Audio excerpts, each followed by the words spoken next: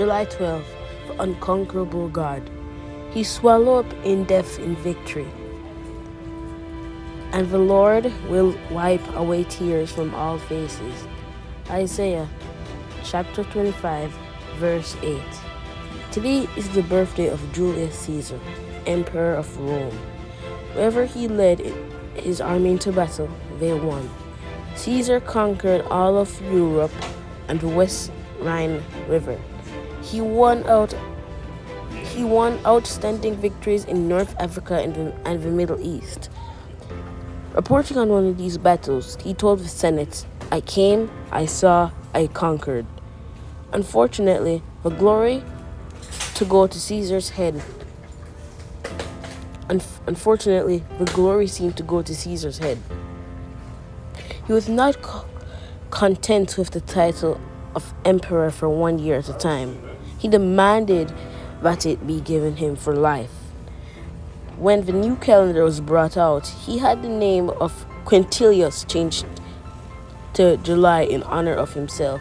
Still not satisfied, Caesar had a statue made of himself and placed it in a temple alongside the other gods people worshipped. On it was written, "To the unconquerable God." Shortly after setting up the statue, Caesar was stabbed to death as he entered the Senate meeting. He had conquered many enemies, but he could not conquer death. Jesus Christ is the only unconquerable God. He is the only one who has conquered death. 40 years after Caesar died, Jesus left glories of heaven and came to this earth to be born as a baby in a cattle shed in Bethlehem. At the age of 33, he was led from his place of prayer by Roman soldiers and sentenced to death by a Roman governor.